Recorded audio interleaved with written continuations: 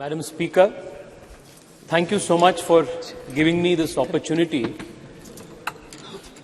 to speak in the very first special session of this Parliament in this new Parliament building. We have assembled here today to discuss and pass a resolution congratulating our scientists, the scientific community of the country, for their glorious achievement in successfully completing the Chandrayaan-3. On behalf of 1 billion Indians, and most importantly on behalf of young Indians who look up to climbing new frontiers in science and technology, I thank all the scientists of ISRO for inspiring a generation of Indians by achieving something that was considered impossible. It's only rare that in the history of a nation, moments like this come, which inspires and unites a nation, and the landing of the Chandrayaan mission on the moon was one such rare moment where the whole nation stood in unison, saluting the scientific prowess and achievement of this great country. While I am indeed proud that our country became the very first nation in the world to land successfully on the south side of the moon, I am even more proud that I represent a city which is the science capital of India, and even this mission Chandrayaan-3, while it is made in India, it was also made in Bengaluru, the city that I represent. Most speakers who have spoken earlier than me have highlighted the achievements of ISRO in the last few decades and how the scientists of ISRO have not only shown the world how to make efficient space missions, but also do it in a cost-effective manner. I wouldn't want to repeat most of the points that have been already covered. I would only want to say that the last 9 years have truly been historic for the country, even in the space and technology realm. Under the leadership of the Honorable Prime Minister, not only have we increased the budget for ISRO, budget for space exploration by a whopping 142%, we have also strengthened scientific institutions, whether it is CSIR, whether it is funding for IISc, or leveraging technology to benefit the last mile delivery of services to the people. UPI की बात हो या ई-नैम की बात हो, startup से लेकर sericulture engineering तक, स्पोर्ट्स इंजीनियरिंग से लेकर क्वांटम कंप्यूटिंग तक, अटल इनोवेशन मिशन से लेकर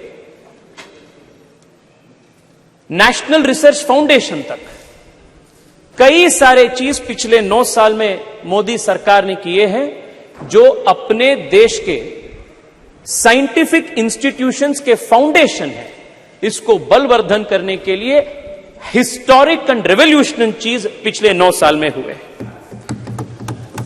madam, I wanted to keep my speech as apolitical as possible. I wanted to keep my speech as academic as possible.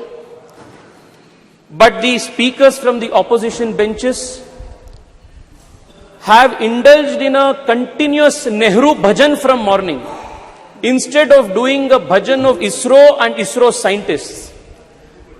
And that is leaving me with no option but to correct and place before this honorable house, this august house, some very important facts about what was the contribution of certain figures whose hagiography is trying to be written today by members of the opposition.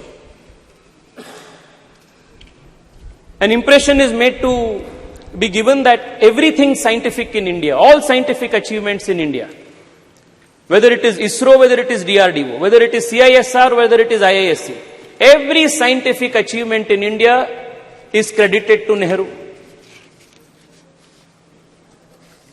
But the reality is far from that. Madam Speaker, I want to highlight to you the fact that most of the scientific institutions that are a nation's pride today were all started by people in pre-independence India when Nehru had no role to play. And all those pioneers who had the grand vision to establish these institutions, even at the time of the British India, are not even mentioned, even cursorily, when the nation is celebrating its scientific prowess. I only want to take the example of one or two people. Kanimoyiji, I am quoting the example of Arkat Mudaliar, coming from Tamil Nadu. Please hear it out. In 1942, when India was not independent, Arkat Ramaswamy Mudaliar, he envisioned an institution by the name Council of Scientific and Industrial Research in India and established it from 1942 to 1942 with the help of Shanti Swarup Bhatnagar. Nehru had nothing to do with it. Today, most number of patents in the country are filed because of CSIR, and it is one of the most important scientific research organizations in the country, and Nehru had nothing to do with it.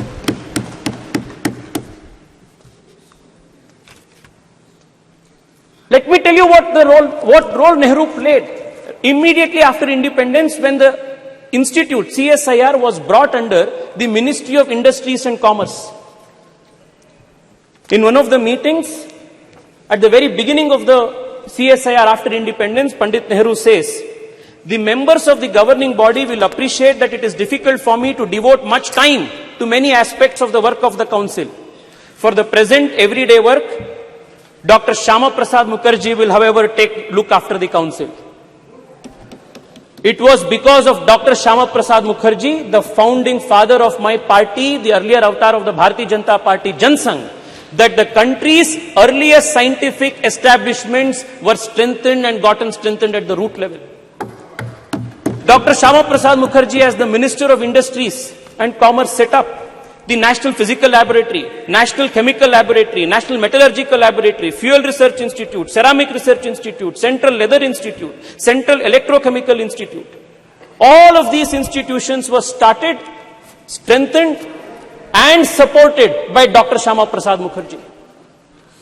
But today, Arkat Ramaswamy's name is not mentioned, Dr. Shyama Prasad Mukherjee's name is not mentioned, Shanti Swarup Bhatnagar's name is not mentioned. Morning till now I have been seeing it's only Nehru Bhajan that is going on. The cosmos of the Congress party starts with Nehru and ends with Rahul Gandhi.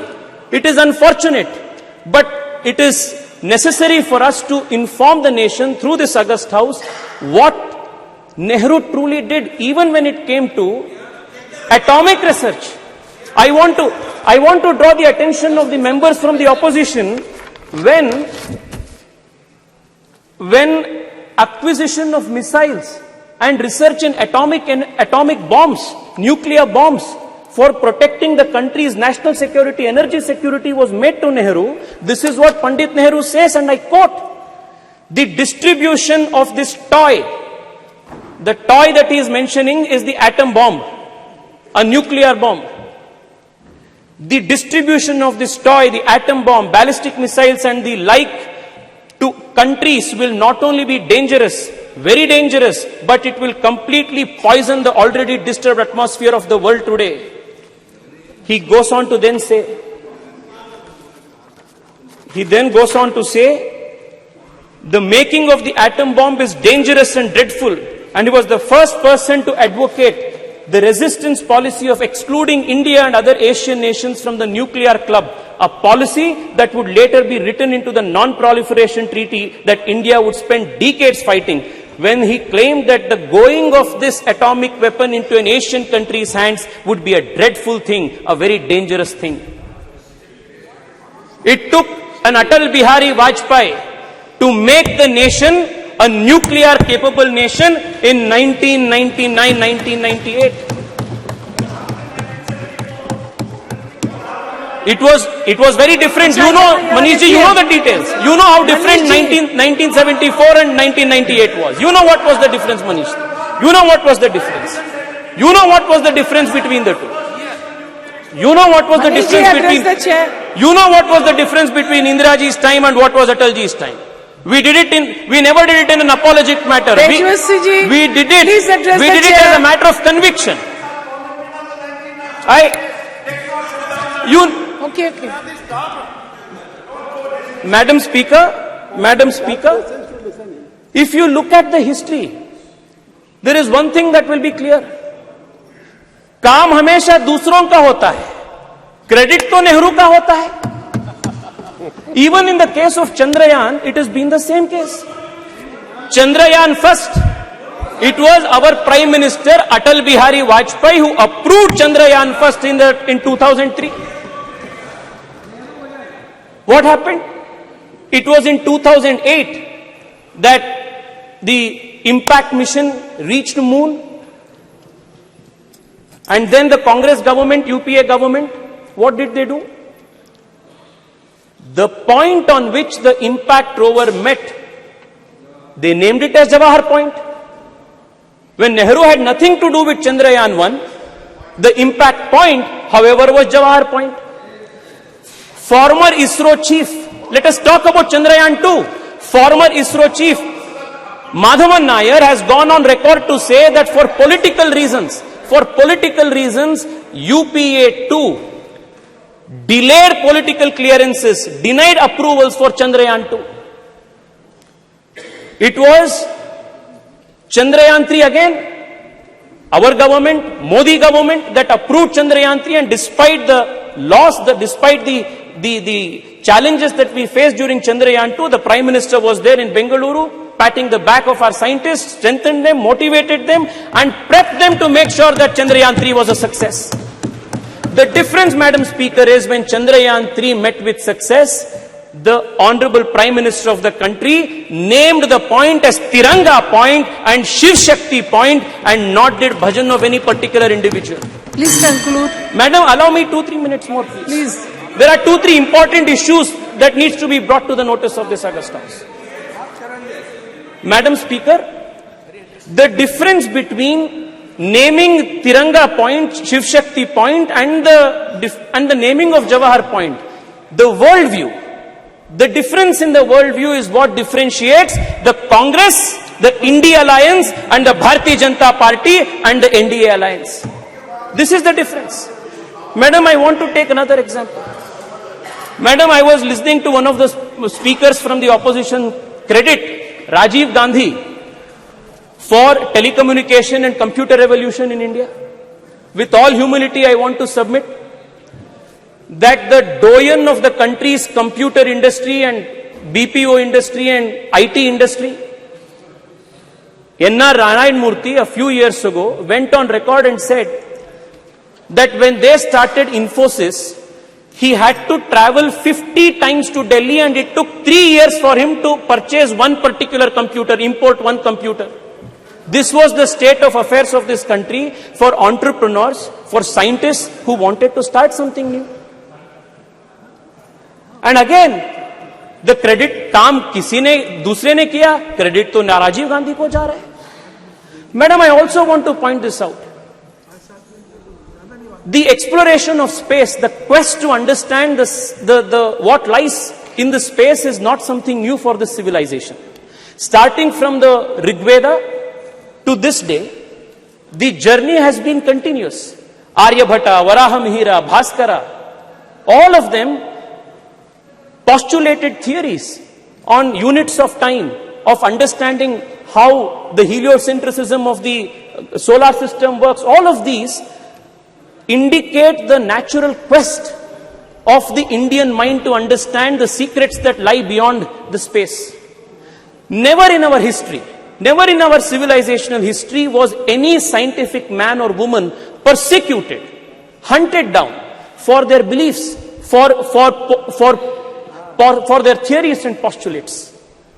Whereas in other civilizations, you will find examples of the Hypatia of Alexandria who was stoned to death. Galileo Galilei, Nicholas Copernicus, Johannes Kepler, many such scientific minds were persecuted for various reasons. But this is the only civilization in the whole world where scientists and people of science have never been persecuted all through the civilizational history. Thank you. The only exception to this, please, madam, please give me 2 more minutes, madam. The only exception to this is the persecution of a scientist from ISRO by the Kerala Congress government, Nambi Narayan, and this is the only exception where a scientist was persecuted for political reasons by the Kerala Congress government. I also want to remind you that it was in 2013 that Honorable Prime Minister Narendra Modi, as the candidate for Prime Minister, as the BJP's candidate for Prime Minister, when he visited Thiruvananthapuram, visits Nambi Narayan, promises that the country will stand by him again. And it was in 2018, after Narendra Modi government came into power, that Nambi Narayan was given the honor of Padma Shri Padma Bhushan, and that was how Narendra Modi government has respected, strengthened the scientific people and scientific institutions of India. Madam, I only want to conclude by saying this. Madam, many institutions are extremely important for strengthening our scientific prowess. One of them is HAL. I come from Bengaluru, and I want to tell you that just 7-8 years ago, the state of HAL was in dire distress. Today, not only is the company, the organization manufacturing LCA Tejas, but in recent meeting of the Honorable Prime Minister in Delhi, in US, along with GE, they have gotten into a memorandum of understanding to manufacture GE 414, F1 414 engines with 80% technology transfer that is going to make India a superpower in this. Madam, Madam Speaker, I will conclude with just this. I will conclude in 1 minute, madam. In 1 minute. Madam,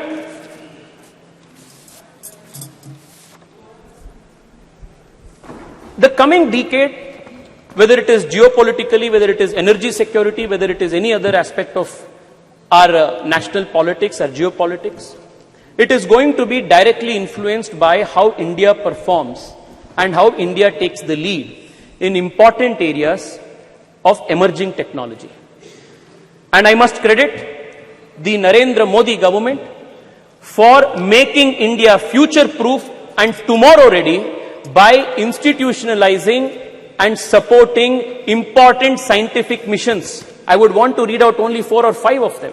The National Quantum Enabled Science and Technology Program, National Quantum Technologies Application Program, National Research Foundation, National Supercomputer Mission, the National Green Hydrogen Mission. All of these are important programs that the government of India has undertaken to make India a pioneer in emerging technologies. One of the points that was made by Karti Chidambaram ji, thank you. One of the points that he made, a very relevant point that he made, was how to popularize science among young people and students. I want to tell him that the Modi government in the last few years has been working with a mission focus to popularize science among children.